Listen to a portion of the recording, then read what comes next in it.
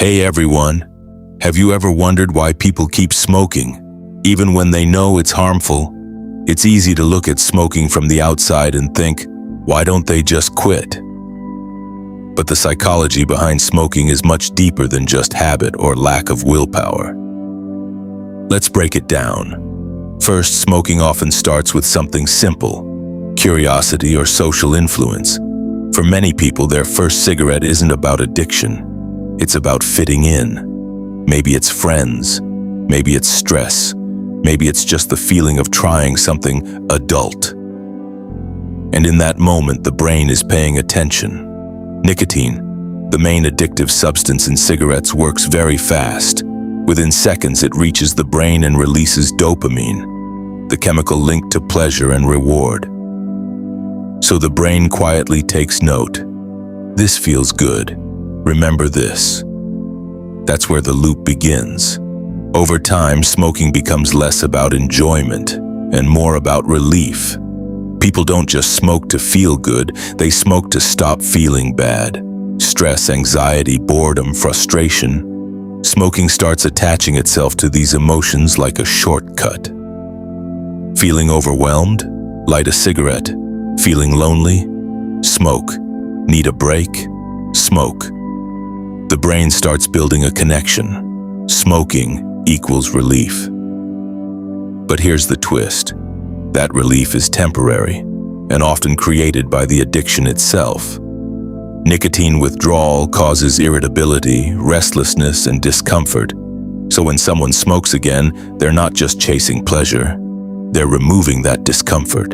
It feels like relief, but it's actually just resetting the cycle. Another powerful factor is identity. For some people, smoking becomes part of who they are. It's not just something they do, it's something they associate with their personality. You might hear things like, I'm a smoker, or I need it to function. When behavior becomes identity, it's much harder to change. Because quitting doesn't just feel like stopping a habit, it feels like losing a part of yourself. There's also the ritual aspect. Think about it. The way someone holds a cigarette, the inhale, the exhale, stepping outside, taking a break. It creates a moment of pause in a busy day.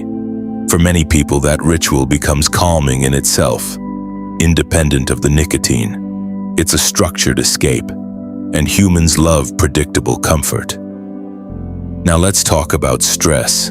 Smoking is strongly linked to emotional regulation. Some people use it as a coping mechanism, especially when they don't have healthier tools available. If someone grows up in an environment where stress isn't managed well, they may turn to quick fixes.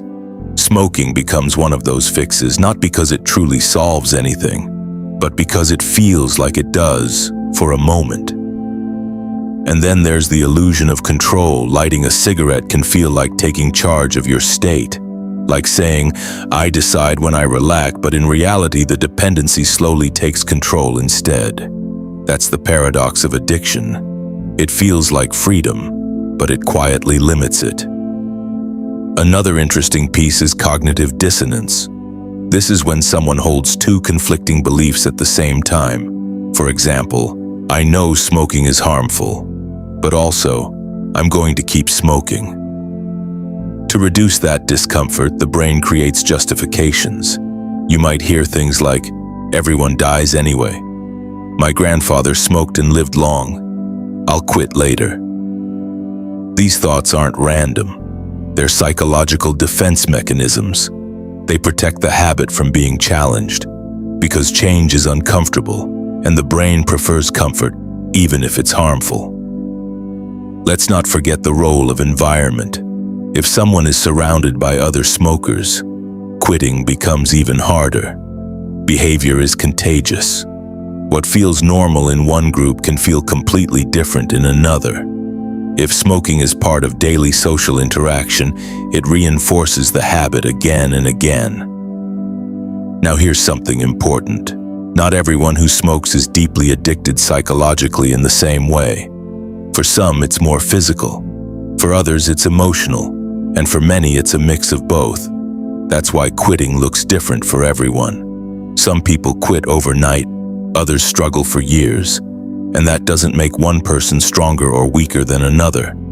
It just shows how complex human behavior really is. So what actually helps people quit? Awareness is the first step.